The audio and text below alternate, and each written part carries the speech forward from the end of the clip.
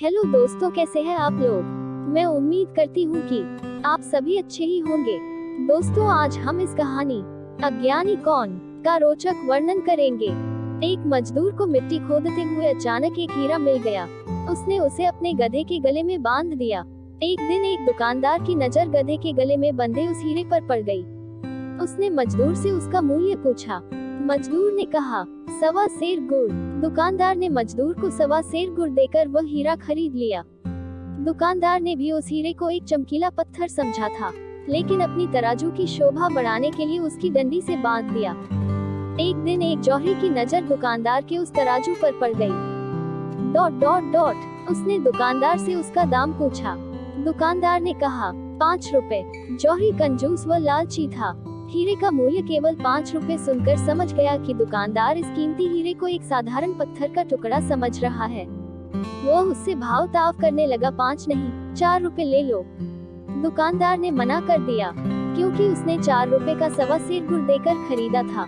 जौहरी ने सोचा कि इतनी जल्दी भी क्या है, कल आकर फिर कहूँगा। यदि नहीं मानेगा तो 5 रुपए देकर खरीद लूंगा। संयोग से 2 घंटे बाद एक दूसरा जौहरी कुछ जरूरी सामान खरीदने उसी दुकानदार की दुकान पर आया। तराजू पर बंधे हीरे को देखकर वह चौंक गया।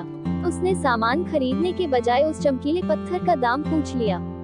दुकानदार के मुख से 5 रुपए सुनते ही उसने झट जेब से निकालकर उसे 5 रुपए थमाए और हीरा लेकर खुशी खुशी चल पड़ा। दूसरे दिन वह पहले वाला जौहरी दुकानदार के पास आया। 5 रुपए थमाते हुए बोला, लाओ भाई, दो वह पत्थर। दुकानदार बोला, वो तो कल ही एक दूसरा आदमी 5 रुपए में ले गया। यह सुनकर जौहरी ठगा सा महसूस करने लगा।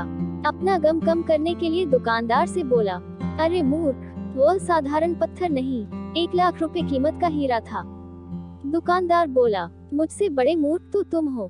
मेरी दृष्टि में तो वह साधारण पत्थर का टुकड़ा था, जिसकी कीमत मैंने 4 रुपए मूल्य के 1.25 सेर गुड़ देकर चुकाई थी। पर तुम जानते हुए भी 1 लाख की कीमत का वह पत्थर 5 रुपए में भी नहीं खरीद सके। इस कहानी से हमें यह सीख मिलती है कि मित्रों, हमारे साथ भी अक्सर ऐसा होता है। हमें हीरे रूपी सच्चे शुभ चिंतक मिलते हैं, लेकिन अज्ञानतावश पहचान नहीं कर पाते और उसकी उपेक्षा कर बैठते हैं, जैसे इस प्रसंग में मजदूर और दुकानदार ने की।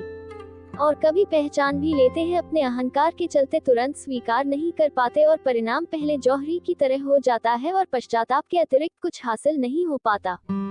दोस्तों, अगर आपको यह कहानी अच्छी लगी है तो प्लीज वीडियो को लाइक, शेयर और कमेंट जरूर करें। ऐसी और भी मजेदार प्रेरक कहानियाँ सुनने और पहली बार वीडियो पर नए आए हों तो चैनल को सब्सक्राइब जरूर कर लें। चलिए दोस्तों, मिलते हैं एक नई ऊर्जावान कहानी के साथ। यहाँ तक वीडियो में बने रहने के लिए सभी का धन्यवाद।